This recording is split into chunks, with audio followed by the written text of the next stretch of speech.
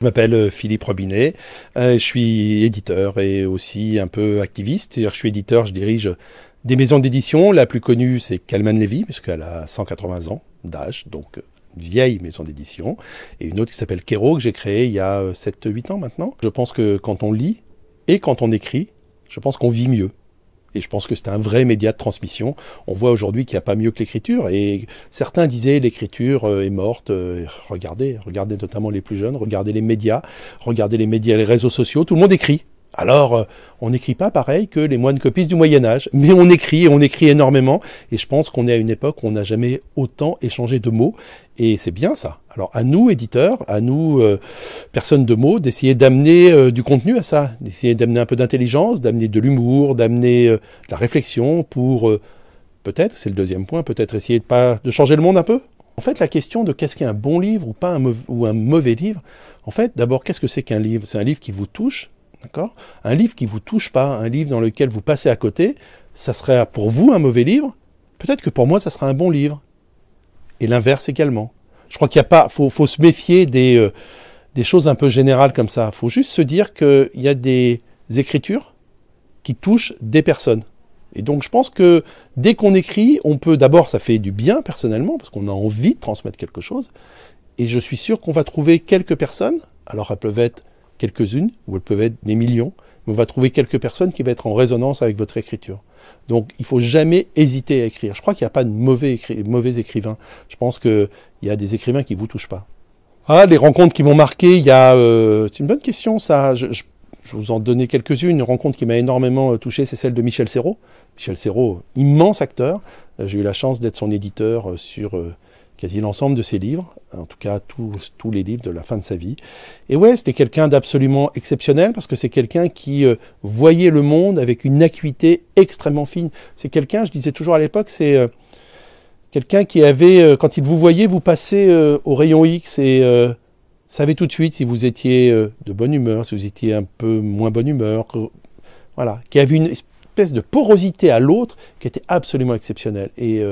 Et travailler aux côtés de Michel Serrault pendant des années a été quelque chose d'absolument magique. Bon, ensuite, il y en a plein parce que chaque rencontre autour d'un livre est quand même une rencontre formidable. Mais quoi de plus différent que de parler de Yann Kefelec, avec qui nous travaillons, qui l'on édite ici, ou Laurent Baffy, que l'on édite aussi, deux personnalités pas à l'opposé, mais en tout cas extrêmement différentes, mais qui ont une particularité, c'est que elles veulent transmettre, et elles veulent transmettre par l'écrit, et elles se disent que c'est par l'écrit qu'elles vont toucher, soit par l'humour, soit par la narration.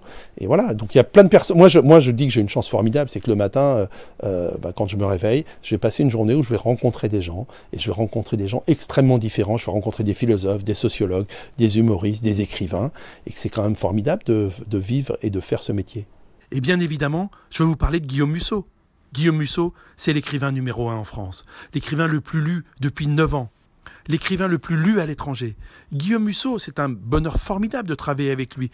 Vous savez, ici, chez Calman Levy, c'est le digne successeur de Dumas, de Stendhal, de tous ces écrivains qui nous emportent dans des histoires, qui nous emportent avec des personnages. Et je suis extrêmement heureux de pouvoir être aux côtés de Guillaume Musso. Je suis né à Auxerre, dans l'Yonne, donc on ne peut pas dire que ce soit une grande capitale culturelle, même si c'était un endroit où j'ai vécu une petite vingtaine d'années avec plein de bonheur et que je continue à retourner là-bas avec bonheur également. Mais quand vous regardez bien dans des villes, quand vous êtes jeune, et que vous voulez aller faire du foot par exemple, ou du rugby, bah vous allez où? Vous allez au club de foot ou de rugby de votre ville. Quand vous voulez faire de la musique, vous allez au conservatoire de musique de votre ville. Quand vous voulez écrire, bah vous allez nulle part.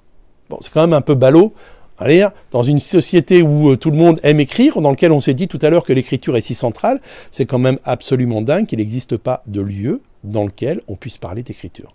Au fond, je ne sais toujours pas si l'écriture, ça s'apprend. Mais je suis sûr d'une chose, c'est que ça se transmet.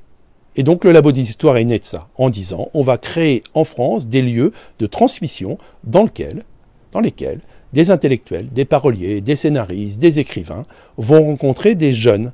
Et le Labo des Histoires aujourd'hui, c'est sur l'ensemble du territoire national, c'est 4500 ateliers d'écriture par an, C'est 50 000 jeunes qui viennent gratuitement confronter leur écriture auprès de ces écrivains, scénaristes, paroliers. Oui, c'est ça l'idée de départ. Et je pense que l'idée, vous savez, quand on a je disais tout à l'heure, l'édition, ça se transmet, ben c'est vrai que c'est plus simple d'écrire quand vous êtes dans une famille dans laquelle il y a des livres, dans laquelle il y a une bibliothèque, dans laquelle les parents lisent. Mais si vous n'êtes pas dans ce cas-là, est-ce que ça vous interdit d'écrire? Ben non, absolument pas. Simplement, on a tous dans nos vies des histoires où on a rencontré souvent un professeur, formidable. Mais ça peut être ce que j'appelle des passeurs, ça peut être un ami de la famille, un copain qu'on rencontre plus vieux, qui à un moment donné vous a dit « Tiens, tu devrais lire ça. Tiens, tu devrais regarder ça. » Et ce moment-là, il a changé vos vies, il a changé nos vies, il a changé ma vie. C'est ça qu'on essaie de faire avec le Labo des Histoires. Et ça fait maintenant, c'est 2011, donc ça fait maintenant 8 ans. Et je suis infiniment heureux que ça perdure et qu'on ait le soutien de beaucoup d'institutions maintenant qui se disent oui, c'est important cette transmission sur l'écriture. Le monde n'a jamais été aussi ouvert. Alors, certains disent le monde est en crise. Alors prenons ça. Moi, je pense que c'est parce que dans un monde qui est en crise, c'est là aussi où on peut avoir des opportunités pour réaliser ses rêves. Tout est beaucoup plus simple aujourd'hui. Il est plus simple d'aller à l'autre bout du monde. Il est plus simple de communiquer à l'autre bout du monde. Il est plus simple aussi de communiquer à côté. Donc, allez-y. Et franchement, je ne dis pas que quand on essaye, on réussit. Mais en tout cas, c'est tellement formidable d'entreprendre ses rêves. Donc, il ne faut pas hésiter. Il ne faut pas hésiter aussi à aller se confronter à des plus vieux, certains qui ont eu un peu plus d'expérience que vous, parce que c'est par cette porosité encore que vous allez progresser. Quelqu'un qui, il y a quelques années, disait pour des élèves qui étaient en fin de scolarité dans une école très genre bac plus 25, etc., quoi, disait, mais au fond, il y a une chose qu'on ne vous a jamais appris dans votre école bac plus 25, c'est la chance.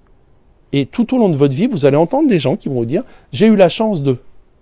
Ben, cette chance, elle existe, mais d'abord, elle se crée. C'est que pour avoir la chance de rencontrer quelqu'un, il faut demander. Vous savez, ce fameux truc qui est de dire on est à 2 ou 3 poignées de main de n'importe qui dans le monde. Ben, demandez. Si quelqu'un vous dit non, c'est pas très grave. Et si quelqu'un vous dit oui, regardez là, aujourd'hui, on se rencontre. Parce que quelqu'un vous a dit, tiens, tu devrais aller voir Philippe Robinet. Vous m'avez envoyé un mail, je dis, bah oui, tiens, allez, bon, on se retrouve aujourd'hui. J'aurais pu dire non, j'aurais pu ne pas être en France. Et alors, ça ne vous changeait pas votre vie, mais au fond, c'est comme ça que ça a fonctionné. Donc, n'hésitons pas à demander. Pas grave si on vous dit non.